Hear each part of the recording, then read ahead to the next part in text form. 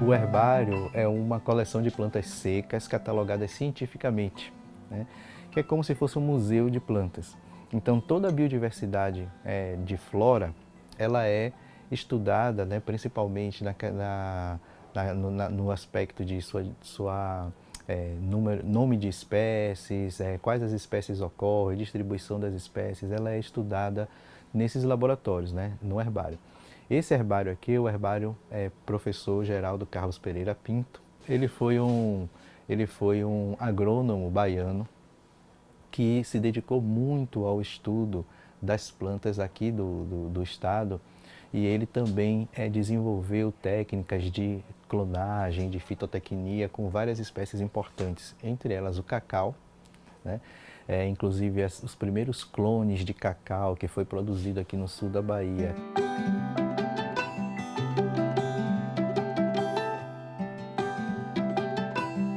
E ele trabalhava muito também com o capim forrageiro, das braquiárias.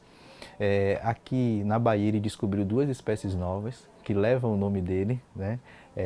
Então tem uma batata da serra, da Chapada Diamantina, e tem uma planta aqui de Belmonte, né? Que ele descobriu aqui em Belmonte, que é uma leguminosa, chama Arax pintoi, porque o sobrenome dele é Pinto, né? Então latinizado fica o Pintói.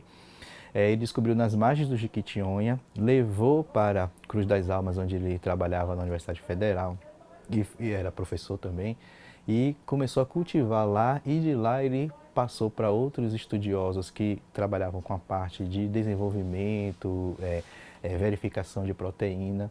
Eu estou contando essa história por quê? Porque o Arax pintoi é utilizado como o amendoim forrageiro, é o nome popular amendoim forrageiro, e é utilizado como grama de sombra hoje em várias partes do mundo, né?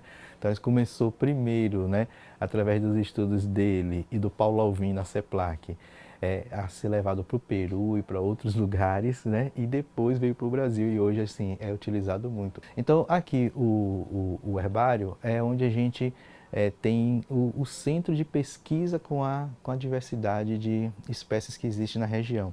Então, os herbários são muito importantes, né? Essas coleções regionais elas são muito importantes porque a gente tem um Brasil, um país muito grande, onde tem muitas lacunas de informação, né? E nessas lacunas de informação, muitas vezes você não tem grandes centros podendo fazer excursões, ainda mais com o pouco recurso que a gente tem para fazer excursões e coletar sistematicamente em determinados locais.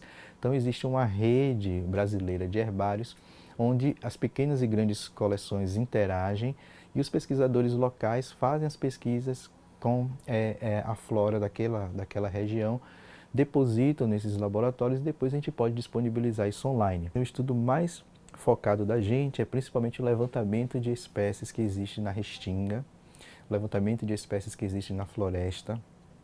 Então a gente quer saber quais são essas espécies. Então a gente coleta essas plantas, a gente faz todo um tratamento, né, de catalogar essas plantas cientificamente e a gente monta essas coleções em uma cartolina com uma etiqueta que a gente chama de ecicata.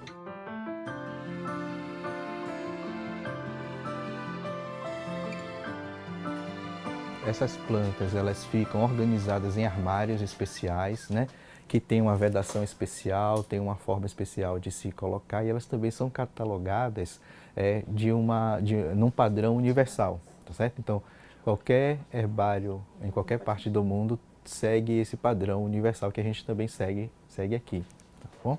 Eu selecionei aqui algumas espécies de pata de vaca, né, que são espécies do gênero Bauhinia, é uma leguminosa também, né, uma família muito importante ecologicamente e economicamente no mundo todo.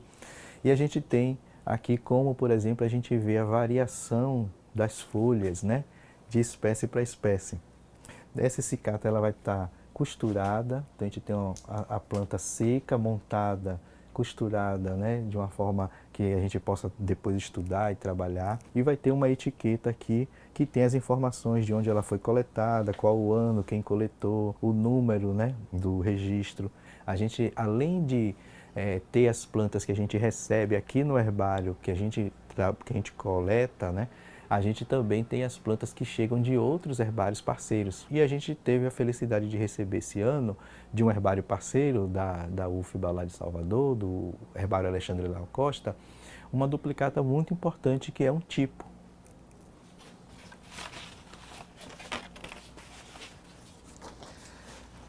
Então, o tipo, né, é uma coleção especial, por isso ela está numa capa diferente, né? É um padrão em toda parte, todos os herbários utilizam o vermelho para designar o tipo. E esse tipo significa o quê? Significa que essa amostra, essa essicata, ela foi utilizada para descrever o nome da espécie. Ela é um representante do nascimento dessa espécie, né? Então por isso ele é uma essicata muito importante.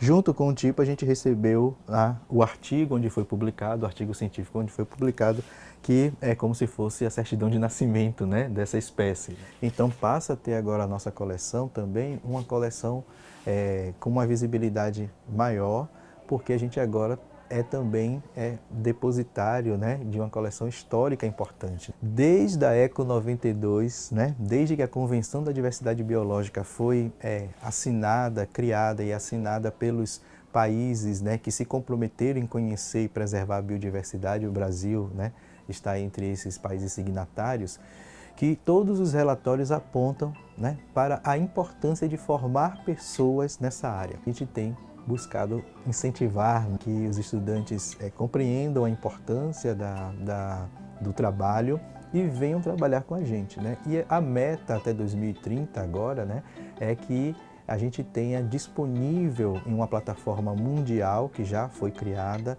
toda a diversidade de flora que existe no mundo, né? O Brasil é um dos países em desenvolvimento que mais contribui, exatamente porque a gente tem conseguido formar muita gente nessa área, muita gente boa nessa área. E assim, não falta trabalho, né? E também não falta emprego, mas falta gente.